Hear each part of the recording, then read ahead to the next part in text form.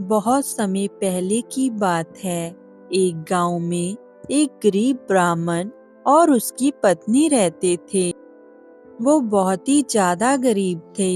उनके पास खाने के लिए 2 वक्त की रोटी भी नहीं थी। ब्राह्मण जो भी भिक्षा मांग कर लाता, वो पति पत्नी उसी को खाकर अपना गुजारा किया करते थे। एक बार ब्राह्मण के घर पर कुछ अतिथि आए, लेकिन उनको भोजन करवाने के लिए ब्राह्मण के घर में कुछ भी नहीं था। वो अतिथि बिना ही भोजन किए हुए वहां से चले गए।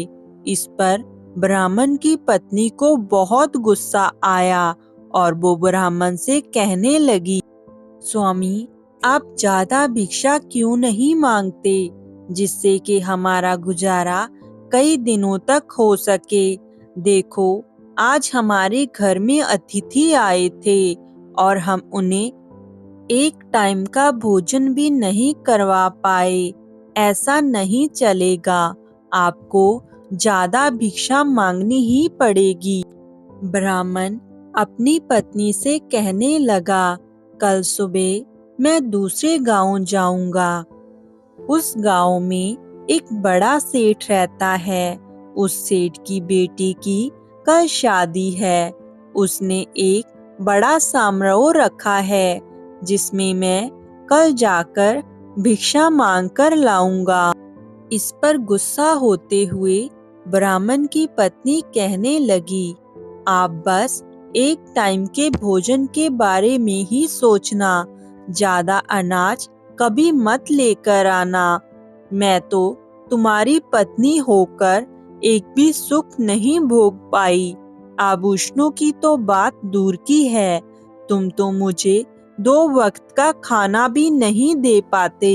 ब्राह्मण कहने लगा, तुम्हें ऐसा नहीं कहना चाहिए। कभी भी इंसान को अपनी इच्छा के अनुरूप धन नहीं मिलता है। पेट भरने योग्य अन्न तो मैं भी ले ही आता हूँ।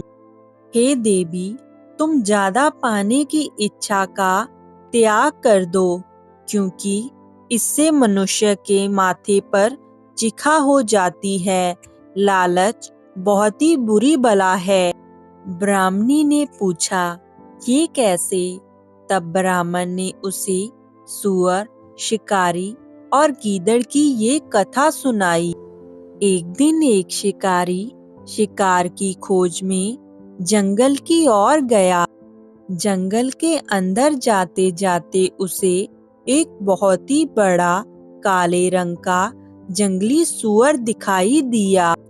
उस सूअर को देखते ही शिकारी ने अपने धनुष से बाण छोड़ा और सीधा वो बाण जाकर उस सूअर के पेट में लगा। वो सूअर अब घायल हो गया था और वो एकदम से शिकारी की तरफ दौड़ने लगा। सूअर अब एकदम से शिकारी के ऊपर झपटा और वो उसे खाने लगा। शिकारी की भी मौत हो गई और सूअर की भी मौत हो गई। इस बीच एक भटका और भूख से मारा हुआ गीदड़ वहां पर आया। वहां पर आकर वो सूअर और शिकारी को मरे हुए देखकर कहने लगा, वाह, आज तो बहुत ही अच्छा भोजन खाने को मिलेगा। वो कहने लगा, कई बार हमें बिना मेहनत किए ही बहुत अच्छा भोजन खाने को मिल जाता है। अब मैं तो इसे अपनी पूर्व जन्मों के फल ही कहूँगा, जो मुझे आज बिना मेहनत किए ही इतना अच्छा भोजन खाने को मिला है।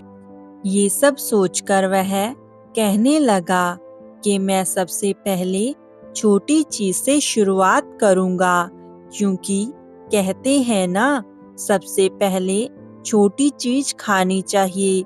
इससे मेरा भोजन ज्यादा दिनों तक चलेगा। मैं सबसे पहले ये बाण खा लेता हूँ और उसके बाद ये सारा भोजन खाऊंगा। अगर मैं ऐसा करूंगा तो ये मेरा भोजन बहुत दिनों तक रह सकता है और मैं इसे काफी दिनों तक खा सकूंगा। ये सोचकर वो शुरुआत धनुष की डोरी से करने लगता है। धनुष की डोरी कमान के दोनों सिरों पर कसकर बांधी हुई थी। गीदड़ ने डोरी को मुख में लेकर चबाया। चबाते ही वह डोरी बहुत ही बेग से टूट गई और धनुष के कोने का एक सिरा उसके माथे को भेदकर निकल गया। इस प्रकार वो गीदड़ भी धनुष लगने के कारण वहीं पर ही घायल होकर मर गया। इसलिए मैं कहता हूँ कि मनुष्य को ज्यादा लालच नहीं करना चाहिए। गीदड़ ने भी वही लालच किया था। हमें ज्यादा धन पाने का कभी भी लालच नहीं करना चाहिए। जितना हमारे पास है उसमें ही खुश रहना चाहिए। मनुष्य को ज्यादा लोभ नहीं करना चाहिए। ब्राह्मणी ने ब्राह्मण की सारी कहानी सुनी और वो अपने पति से कहने लगी, ठीक है स्वामी, अब से मैं लालच नहीं करूंगी। हमारे घर में कुछ तिल पड़े हैं, मैं उनको ही साफ कर लेती हूँ और उसके बाद जो हमारे घर में अतिथि आएंगे उन तिलों से ही भोजन बनाकर मैं उन्हें खिला दूंगी। ब्राह्मण अपनी पत्नी को कथा सुनाकर दूसरे गांव सेठ जी की बेटी की शादी में चला जाता है। ब्राह्मणी तिलों को साफ करती है और उसके बाद उन्हें सूखने के लिए आंगन में डाल देती है।